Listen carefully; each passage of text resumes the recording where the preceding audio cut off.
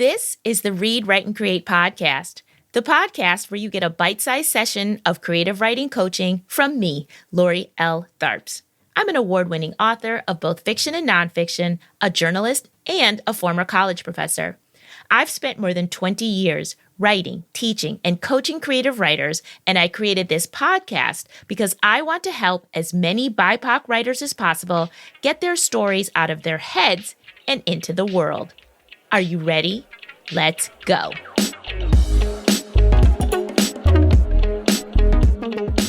Hello, writers and wordsmiths, storytellers and scribes. I hope you are all surviving the summer heat, doing well, and that your summer writing projects are filling you with joy.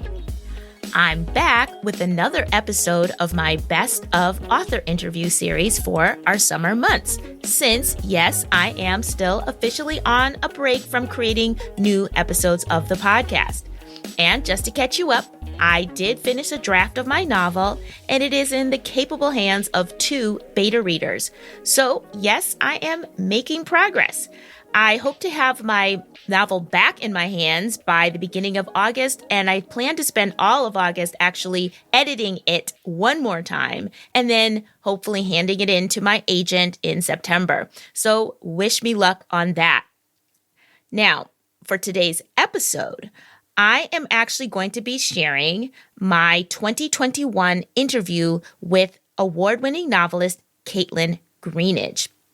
Kaitlyn Greenidge's debut novel was We Love You, Charlie Freeman, and it was one of the New York Times critics' top 10 books of 2016. Kaitlyn's writing has appeared in Vogue, Glamour, The Wall Street Journal, Elle, BuzzFeed, Transition Magazine, the Virginia Quarterly Review, and so many more. Kaitlyn is currently features director at Harper's Bazaar, as well as a contributing writer for the New York Times. Her second novel, Libertie, was published by Algonquin Books, and it is the focus of our interview. To be clear, I did invite Kaitlyn on the show to talk about Libertie, which had recently been released when we spoke for this episode. And we did talk about the book, and I highly suggest that you read it because it is an exquisite novel about a young Black woman, the title character Libertie, who is coming of age during the era of Reconstruction. Now, Libertie has never known the personal sting of slavery because she was born free, yet she still yearns for real freedom. The novel begins in upstate New York, but the story makes its way to Haiti and beyond. And believe it or not, this story was inspired by real-life characters. So we do talk about the book, and no spoilers, but mostly Kaitlyn shares her thoughts, her opinions, her experiences, and suggestions about being a writer. We talk about how to live a writer's life with a job, with children, with distractions. We talk about writer's block and where to find inspiration. We talk about the myth of writers needing to work in isolation and the importance of writing about non-exceptional Black characters. I really think you're going to love this conversation, and I know it's going to give you ideas and inspiration for your own writing life. So, without further ado, let's get to my conversation with Kaitlyn Greenidge.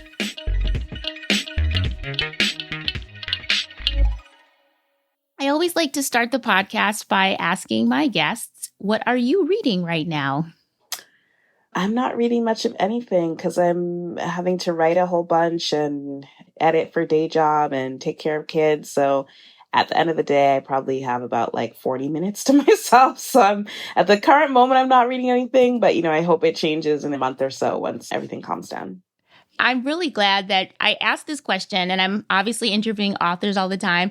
And I think only one author has actually admitted they have time to read. Everybody else, there's just not time. And I want people to really understand. I mean, I started this podcast because I want people to get to know the writers behind our favorite books. And I think it's very realistic to understand that we're not always reading as much as we would want to, and that balancing reading and writing it's a thing. It's definitely a thing.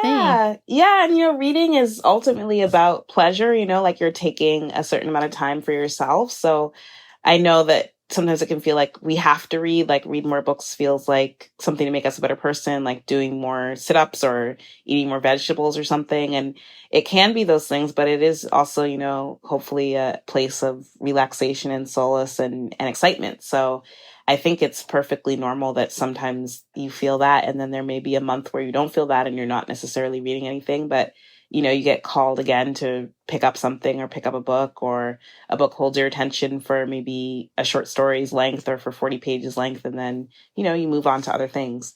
I think all that is okay. I agree 100%. So we are here to talk about Libertie, your newest book. But before we get into the conversation about the book, I wanted to have people get to know you a little bit. Can you share with us your writing journey? I read in an article that you were wary of majoring in creative writing as an undergrad, but I think that you had said that you'd always loved writing. So I wonder if you could just share how you got to the place where you wrote your first book, We Love You, Charlie Freeman. Studying writing is really important to know the craft of writing and also to understand who came before you. I think for a lot of young writers, there's oftentimes when you're, or not even young in terms of age, just like new to writing, there can be a feeling like no one must have thought of this before. And when you read more widely and study writing, you realize that there's no new idea under the sun, which actually I find comfort in. I don't think that's really that depressing. I sort of think one of the things around writing is hopefully it's to have a conversation with someone else, even if it's just one other reader. You're writing to communicate something to another person, and that's not a one-way street. You want to have that dynamic energy back and forth. So even when you realize like, oh, I thought I had this original idea for a novel, or I thought I was exploring the sentiment that no one else has ever talked about, and you realize that no, actually, this novel that came out in 1975 talked about this. I actually find that really comforting, because then I know, I'm having a conversation across time and space with this other mind, and it's actually quite beautiful.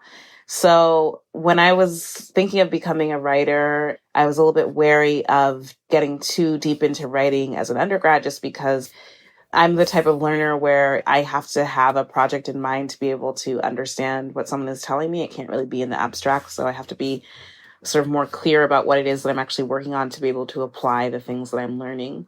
And so I wanted to have an actual story that I wanted to work on to be able to apply the things that I could learn about writing.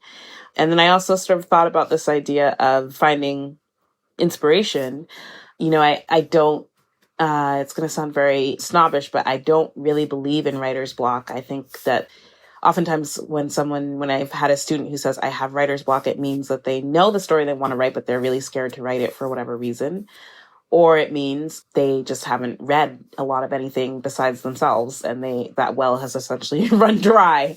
So I think if you can I think especially when you're younger, or if you're sort of like new to writing, as much as you can train yourself to read widely, read often, read the things that excite you, train yourself to follow your instincts, your artistic instincts, you will come to a place where writer's block or lack of inspiration is less of an issue for what you're going to be working on. I think that's probably the biggest training as an artist, is to figure out your artistic instincts and the things that are pulling you along. And very rarely do your artistic instincts align with what the wider culture is telling you is important or necessary or real or anything like that. Usually your instincts are your own. And so it can be really difficult to feel like, especially even more so now than when I was a college student, I feel really bad for younger writers, because there's such a push to like immediately monetize your idea and make money off of it and market it and figure out your brand and all these sorts of things.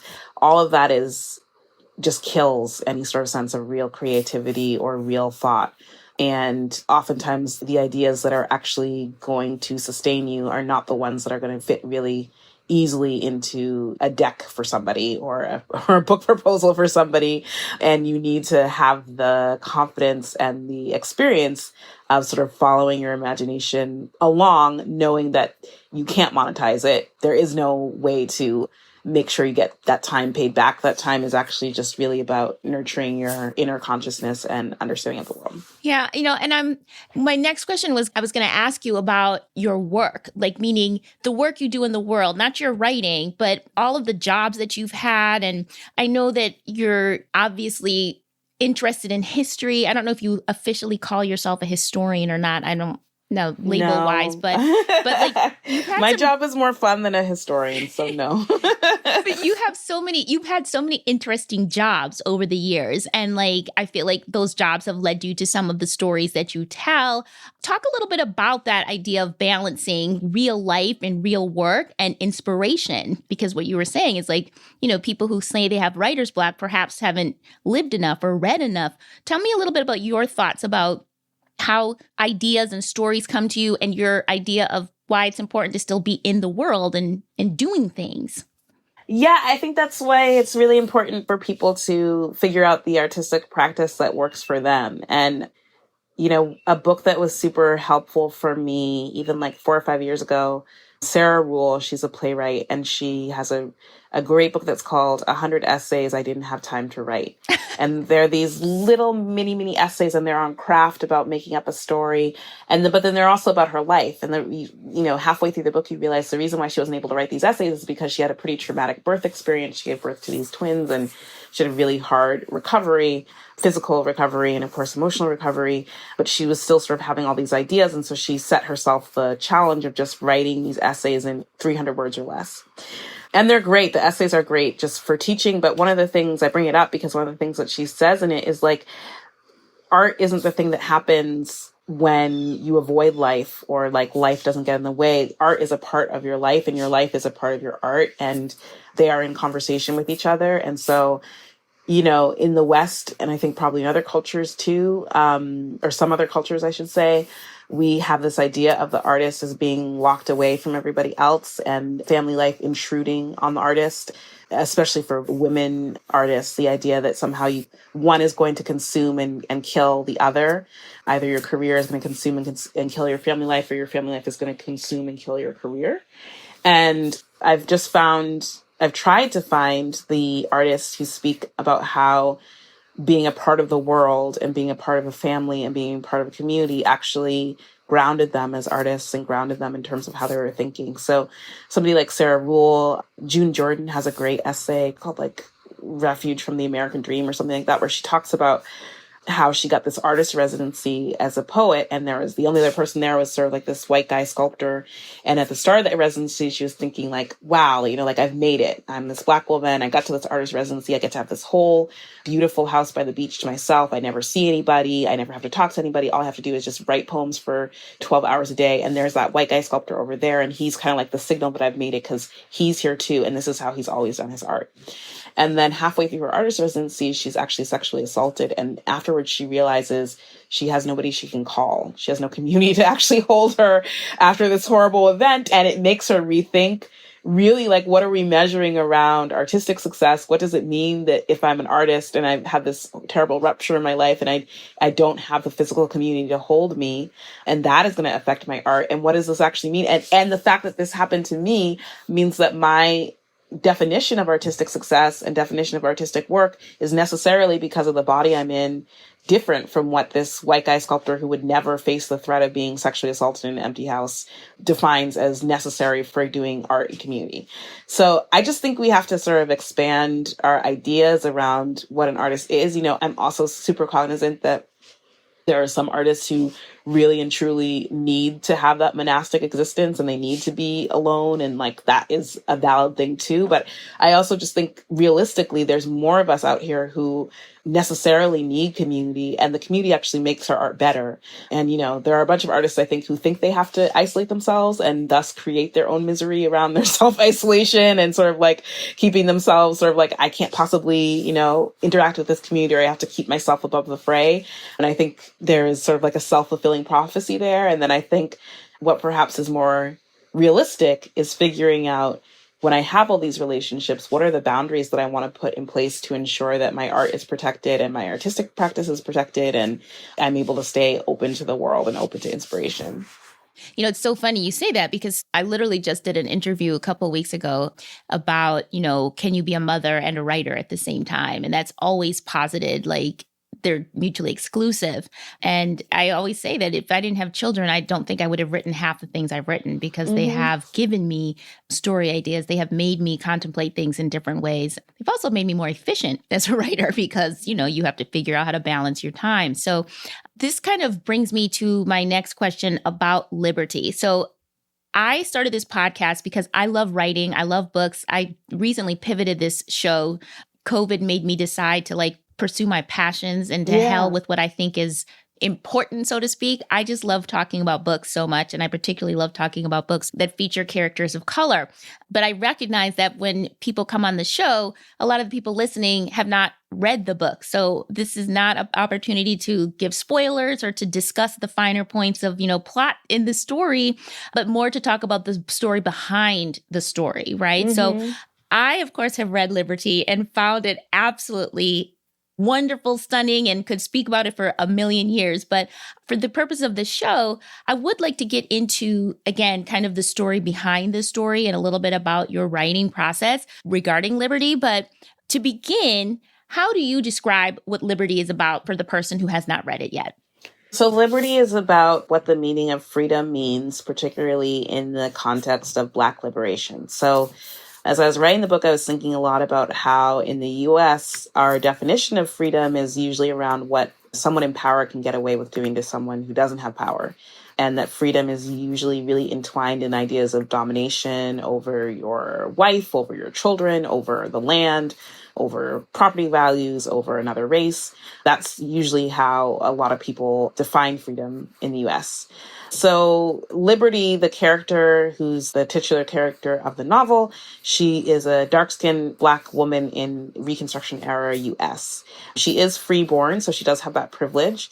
But in all other ways, she's literally at the bottom of the social rung for every room she walks into, whether it's with the white people, whether it's with Black people, whether it's the probably rare occasion that it would be a mixed audience, she's always going to be on the bottom. So what does that look like? What does sort of freedom look like when you are considered to be sort of at the bottom of the social scale? What could we learn from people in those positions of a more expansive understanding of freedom and a more liberatory understanding of freedom for all of us that would better benefit all of us? A freedom that doesn't necessarily rely on violence to maintain order, a freedom that doesn't rely on exclusion or hatred to sort of keep flourishing. What would that look like, actually? And those are sort of the questions that animate the novel and that lead Libertie through her life. Can you tell me a little bit about how you stumbled upon this story and how much of it is based on real people? And were you thinking about this idea of freedom and found the real characters, or was it the other way around, that you found the characters and that kind of sparked the idea of thinking about freedom? So I was inspired by the story of Dr. Susan Smith McKinney-Stewart, who was the first Black female doctor in New York State, and her daughter, who ended up marrying the son of the Episcopal Archbishop of Haiti and sort of having a failed marriage there. And I really liked that story a lot, and I was sort of drawn to more the story of the daughter and her marriage and that marriage's failure, because I was thinking of it in terms of, so much of popular Black history is around Black people who were exceptional to the mold, like who was the first, or who was the top, or who was the first person to usually, and when we say the first, we mean, of course, the first person to break into a white space. And I really wanted to sort of play with that expectation that that's where the story is, where I think the story is really in people who either rejected, either wholesale, consciously or unconsciously, sort of those parameters of Black achievement and Black history. And then also what the emotional toll is of being a first, of being someone who breaks a barrier like that, which I think is probably the less explored story of Black achievement, I guess. I don't know if I would call it achievement, but that side of Black history. And so as I started to sort of think about those things, the question of freedom came back. And of course, Reconstruction is such a fascinating era because it's so similar to our own. It mirrors, really eerily mirrors so many things that are happening right now. And of course, Reconstruction is super fascinating because it's a moment of intense freedom for Black people in that, we literally expanded the definition of who was free in this country, and expanded the idea of what a citizen in this country could be. in an incredibly short period of time, people who were traumatized by probably one of the most traumatic experiences on earth, U.S. capital slavery, were able to establish their own towns, their own newspapers, their own schools, their own hospitals, just like an incredible outpouring of movement and energy and emotion at the same time that you had this incredible rise of white violence, white backlash, and white indifference to it, really, that allowed Jim Crow to rise and flourish. So those contradictions and those tensions around freedom and around the possibilities of freedom were the things that drew me to write about the story. I realized as I started reading the book, I don't remember reading stories that really kind of got us in that place, that really unique time in American history. I mean, when you study history, that is this really remarkable time. But oftentimes it's passed over. Like Reconstruction era is often passed over, right? We go from Civil War to Jim Crow, and you forget that there was a moment, there was this parentheses in our timeline where there was this real sense that there was going to be possibilities for Black people to be free. And then juxtaposed with the idea of freedom in Haiti, which is where you have this other part of the story taking place, this idea that no, freedom is in a country that's run by Black people that overthrew the white man. And so these two places where Black people were thinking about really being free, that again, I thought, wow, what a great place to have a story to talk about what does Black freedom really mean. You said you stumbled upon this story. How does one stumble upon this story? Were you like, what was the circumstances that you found this story in? So I worked for a history museum in Brooklyn called the Weeksville Heritage Center, and it's dedicated to the history of Weeksville, which was a free Black community that was founded in Brooklyn in 1838, 11 years after the end of slavery in New York State. And Dr. Susan Smith McKinney Stewart, who the mother in Libertie is based on, she was a daughter of one of the founders of that community. And so I spoke to one of her ancestors, who is a soap opera actress, Ellen Hawley. I did an oral history with her because one of my jobs there was to do their oral history program. And she told me this really sort of extraordinary story, less about her ancestor. In their family story, they're this Black family who has been able to trace their family history back to the 1790s in New York to the first person who was enslaved and brought over here. Also, I should say that their family is light-skinned family and has a number of firsts in their family, like first Black doctor, first theologian at this certain school, all these sorts of things. But within their family, the family history story that I got from Ms. Hawley and that she details in her biography is less like we're so proud we were first in these white spaces and more sort of like these are the ways that we contended with the larger U.S. culture, which we always knew was harmful and awful to us. The goal was not assimilation into whiteness. The goal was to make a better life for our families, but we have always understood and known that white supremacy rules this country, and us being a first is not going to change that. And it's such a nuanced way. I think that's probably the way that a lot of Black people talk about this stuff to each other, to ourselves and our family. But I don't know that we talk about it that way in mixed company. And that's definitely not the way that it often gets written about for our younger kids, for our students who learn about Black history, what little they learn about Black history in schools. That's such a key sort of shift in understanding. One of the things that I found in researching was that this family, the Susan Smith McKinney Stewarts and the Hawley family who went to Haiti. The Hawley family actually, right before the Civil War, they decided they had been long-term abolitionist activists, and they just wholesale decided, the U.S. is never going to give up on white supremacy. We're done. We're done with this country. We're leaving. We're going to go to Haiti, and we're going to live there, and we're going to live in this all-Black country, and we're going to try and make a Black homeland there, and hopefully other Black Americans will join us. But that also didn't mean that they were done with Black people in America. They were just done with white people. And they, in fact, kept the lines of communication open, so much so, that they're intermarrying with each other and going back and forth.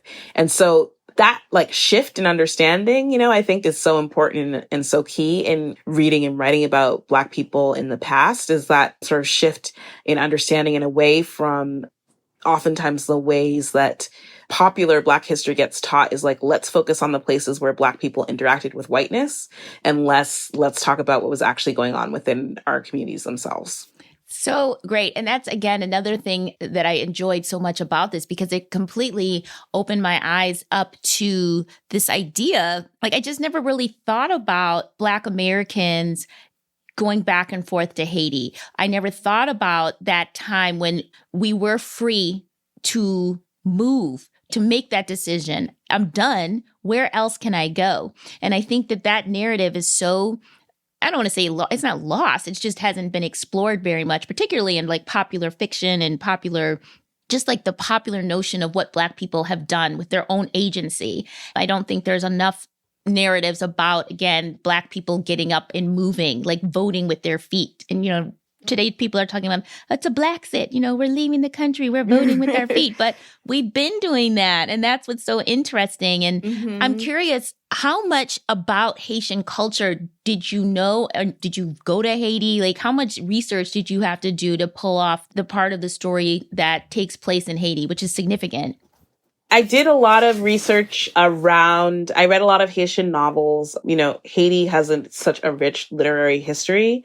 I just found out the statistic a few weeks ago, which just blows my mind, which is up until the 1980s, after the U.S., Haiti published the most books in the Western Hemisphere of all the countries in the Western Hemisphere. Wow. And there's not that many people who live there. So it's absolutely fascinating. It has this rich literary history, just intense number of authors that luckily, because there's been such an upswing of interest in Haiti in like the last 10 years or so, Haitian history, I should say, a lot of them are now getting translated into English, which is really exciting.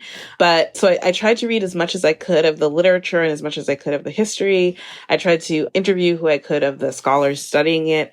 What was helpful for me to sort of let go of the spiral of research that I could have fallen under was this idea that the novel is through the eyes of Libertie, and she herself is a newcomer to that country. She doesn't really, she's new to it and she's an outsider. So I tried to sort of think about like, what are the things she would notice as an outsider? And what are the things that perhaps I know that I can't rediscover because I'm reading this in sort of like translated histories in English, 100 years after the fact. What can I actually sort of find and put in? And the big part I hope people take away is like, there's so much more there and there's so much that history. And I think it's really important for Black Americans in particular to remember how much Haiti influenced our forefathers and foremothers in terms of what they thought was possible in the 19th century and what they looked up to. I think especially like in the last couple of years, there's been sort of this, as people have gotten really excited about Black American history, which is great, there's been sort of a rewriting of history that somehow Black Americans in the 19th and 20th century never talked to Black people in any other country. And like, West Indian immigrants are somehow some new thing that happened in the 70s, or, talking to African immigrants was like a new thing that we've never had before. And that's just not true. That's true if you're looking at history from what white people thought of us, which is like, you're all the same and you can't possibly be talking to each other. But if you're looking at history from our own sources, our own newspapers, our own diaries, our own artists, those connections and those conversations were constantly happening, were so important to the art that people were creating, the political tracks and political theories that people were writing, the history that people were making. It was always an intercontinental conversation. And you can't really talk about Black American identity without talking about that. And also the idea that talking about that does not take away from Black American identity. That's not saying that the descendants of slaves didn't make something. They did. It's just that they, like every other human being on this planet Earth, talked to and were in conversation with other people. And it's actually really fascinating that even in the weight of white supremacy, of white people sort of, paternalistically saying, we know best, they still knew to reach out to these other Black communities to figure out and to find solace.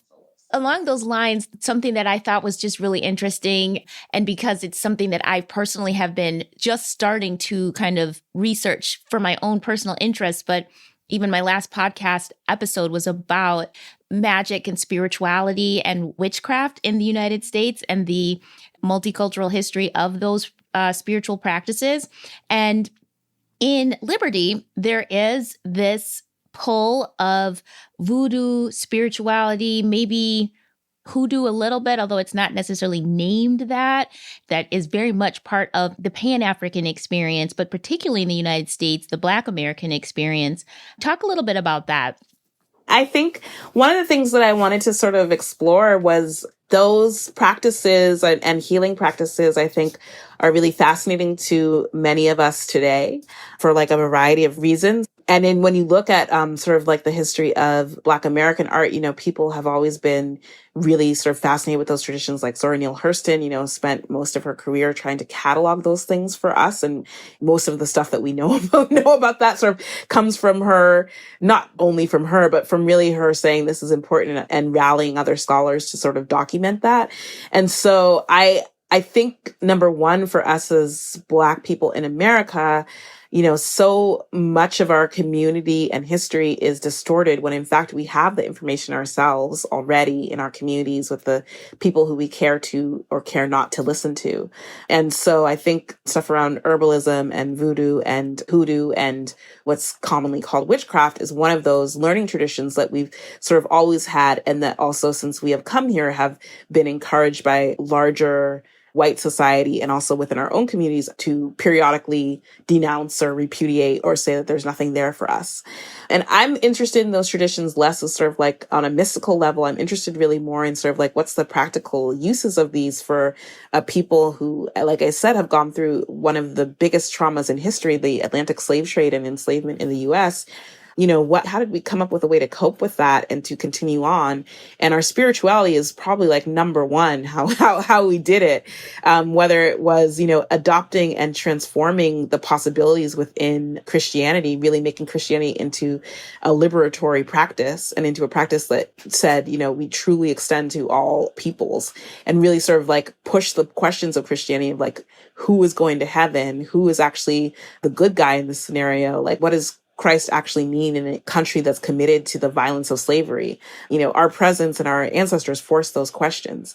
And then for our traditional spirituality, we created these systems of healing and understanding that were really more about addressing the incredible traumas that we live through. And that so much of those traditions are about trying to give meaning to those traumas, which, the larger society told us didn't even matter, told us like when your kid gets sold away, you probably don't even care. Like when your grandmother dies, you probably don't even have the capacity to mourn. And so much of our spiritual traditions are around reaffirming for ourselves. In fact, these people mattered. In fact, my feelings matter. In fact, I'm trying to figure out a way to deal with and calibrate my feelings. And so when I was writing about voodoo, one of the really helpful things to contextualize it was this idea that it is primarily about healing ruptures in a community, that the idea of being in bad health and being out of sorts with your role in the community are one and the same in many Haitian communities, which is such it seems so simple, and yet it's really sort of like a profound understanding of what we mean when we say we're sick, or what we mean when we say we're ill, or what we mean when we say we're not in good health.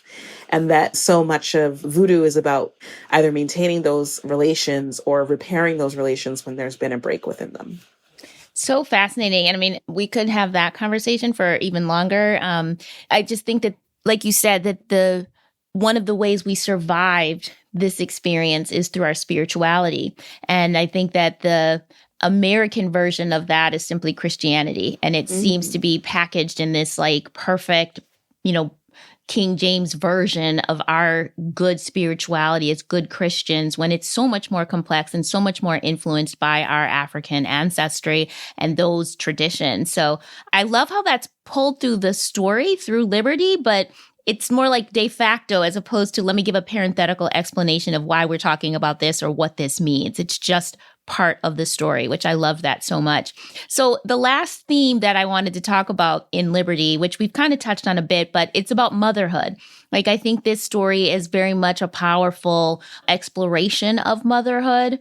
And again, I don't want to get into any spoilers or details, but I'm just curious how I know you are a mother. I'm not sure if you were a mother when you were writing this story. I'm wondering how much your own experience of motherhood influenced how this story was going to be told.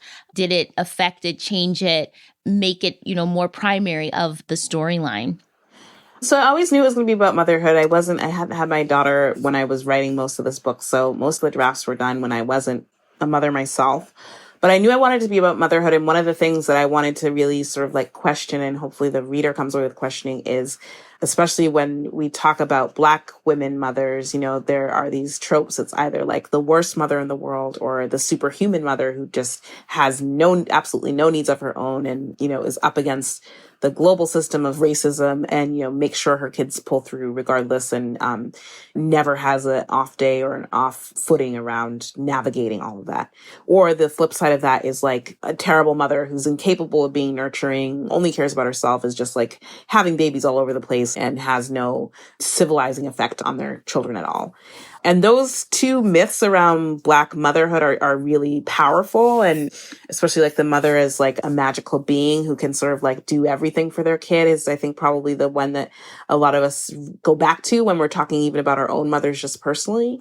And I wanted the characters in the book to really push at that cliche and push at that understanding of motherhood. The book opens with Libertie assuming that her mother can perform magic, like assuming that her mother can resurrect the dead.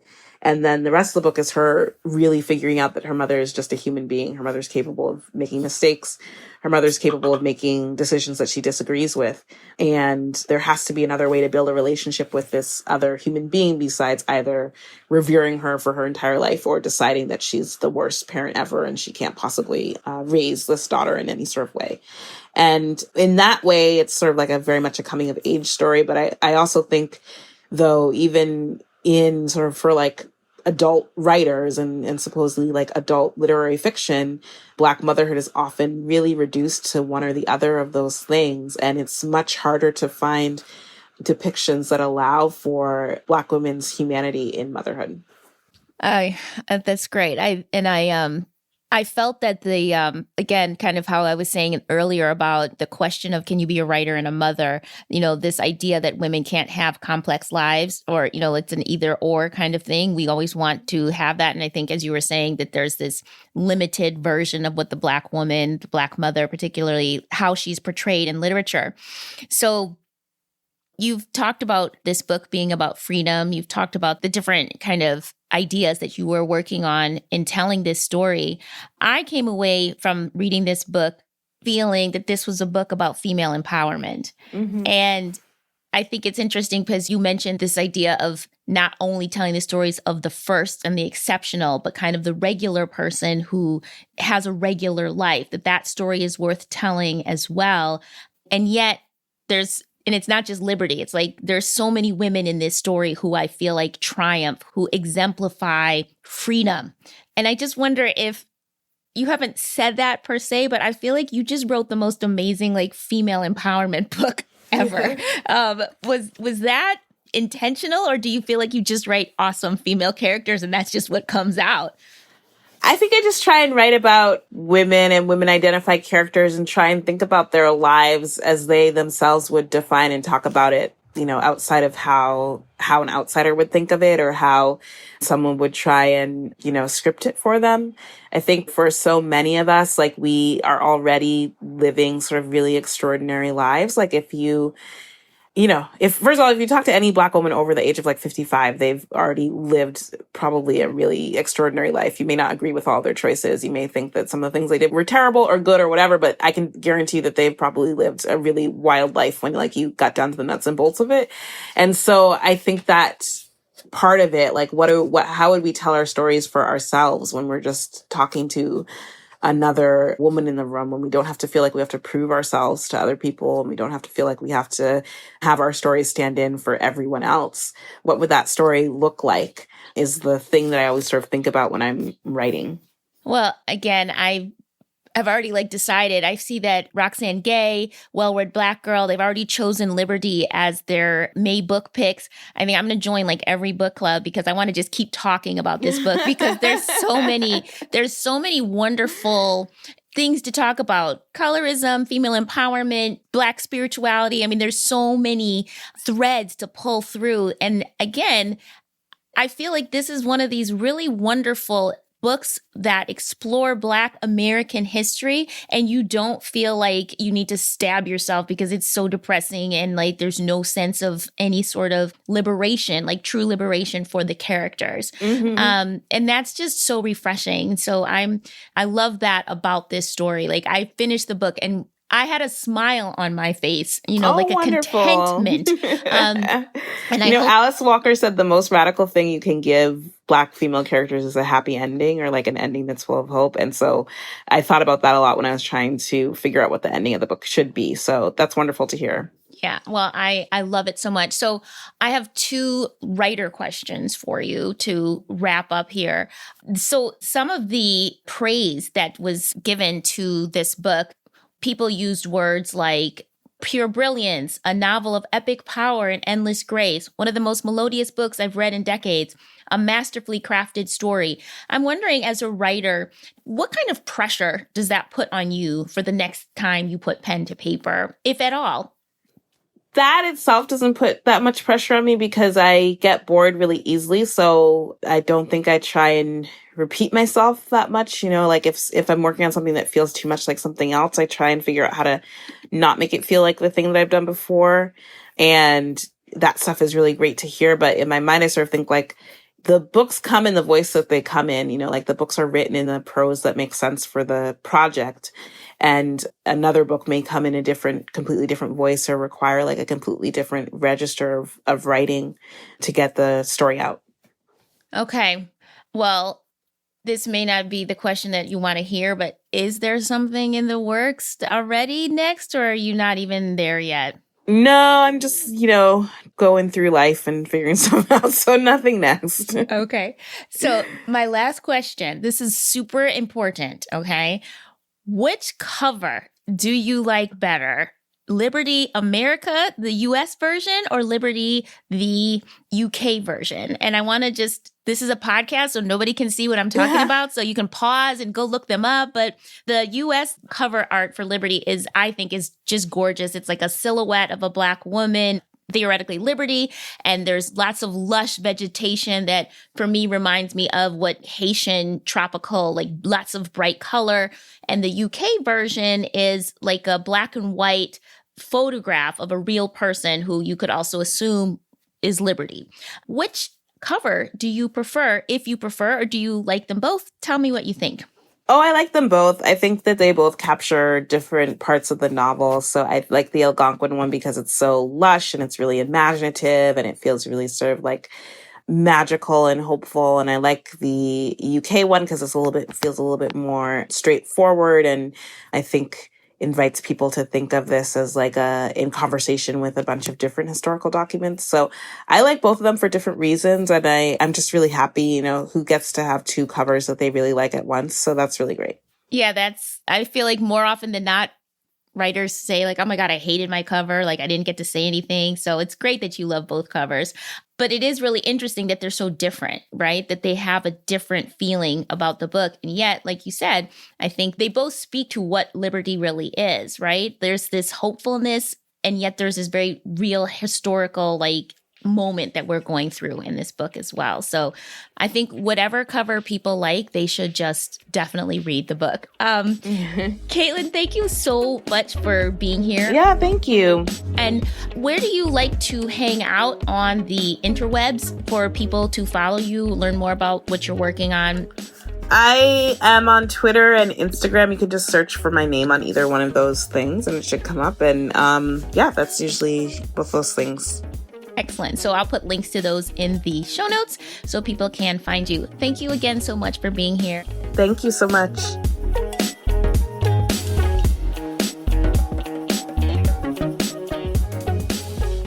Okay, I really hope you guys enjoyed my conversation with Kaitlyn, and I hope you heard some great takeaways that you can use in your own writing practice. If you haven't already, please get yourself a copy of Libertie and enjoy the read. You can learn more about Kaitlyn on her website, KaitlynGreenidge.com, and you can find her on Instagram at Kaitlyn_Greenidge_author. I will leave the links to all in the show notes. The Read, Write, and Create podcast is produced by me, Lori L. Tharps. Our editor is Brad Linder, and our theme music is by Wataboy.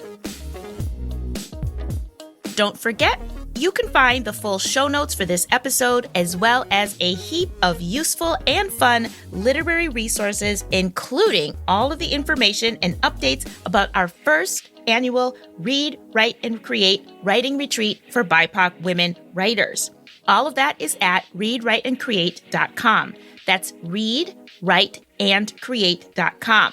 Just so you know, we literally have only 2 spaces left for our retreat that's taking place in October, and registration will close no matter what on July 31st, 2023. So if you want to come and write with me in the south of Spain in October of 2023, get on over to readwriteandcreate.com, read all of the information, and sign up. And while we're talking about signing up for things, make sure you subscribe to the show on your favorite podcast platform so you'll know when I drop the next episode, which will probably be the first episode of season 2.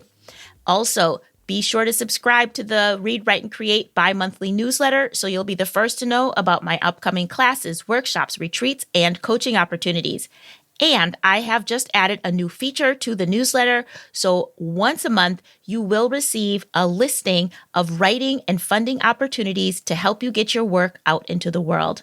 I will leave a link to sign up for the newsletter in the show notes. Finally, before I let you go, did you know that there is a Read, Write, and Create online bookstore? Yes, there is. Now you know. And even though it is an online shop, every single book on the shelves of our store have been hand-selected by me. And they are all books written by BIPOC writers, and they're organized in a way that you can easily find exactly what you're looking for. Fiction written by Black women authors? Got it. Memoir written by BIPOC authors? Yup. YA with diverse characters, picture books featuring interracial families, multicultural cookbooks, books about writing by BIPOC authors? Check, check, check, and check. I'm telling you, I am really thoughtful about how I curate my bookshelves, and I'm always updating the store to make sure the selection of books that I'm carrying is always fresh, but never overwhelming. And of course, there's always going to be a selection of books written by the authors who appear on the show. So if you want to buy Kaitlyn Greenidge's Libertie, you can buy it from the Read, Write, and Create bookshop. Not only will you be supporting the production of this show when you purchase from my store, but you'll also be supporting indie booksellers across the United States because my shop is powered by bookshop.org. This is not an ad. I am not being paid. I am not an affiliate for bookshop.org, but I want to talk about Bookshop because it is the only thing that indie booksellers can use to compete against Amazon. Bookshop.org was actually created right before the pandemic, and it was created literally to give indie booksellers an opportunity to offer online sales to their clients, to their customers, so again, that they could have a fighting chance against Amazon. And I'm actually making this plea and making this announcement to get people to make their online book purchases from Bookshop because Amazon is going to essentially put every indie bookseller out of business because they can.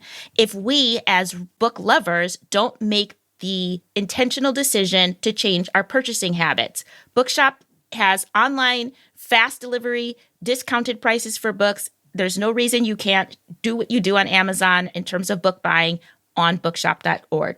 So please be intentional, make the decision to shop from Bookshop, which, by the way, not only do they support booksellers by giving them this option to use their services to offer online sales to their customers, but no matter what, every single purchase, they're putting money back in the hands of independent booksellers across the United States. Last time I checked, they had given more than $26 million to indie bookstores. So you could always feel good about your purchases. And if you're like me and you plan on buying one book and you always end up buying 3 books, again, you know that you're supporting indie booksellers across the country with your purchases. So that's it. I'm getting off my soapbox. I'm leaving links to the Read, Write, and Create bookshop and bookshop.org in the show notes so that you can get on board. You get your books from independent booksellers. All right. Thanks so much for listening to that. And that's all I have to say. Until next time, keep writing, and I'm out. Let's go out with the music.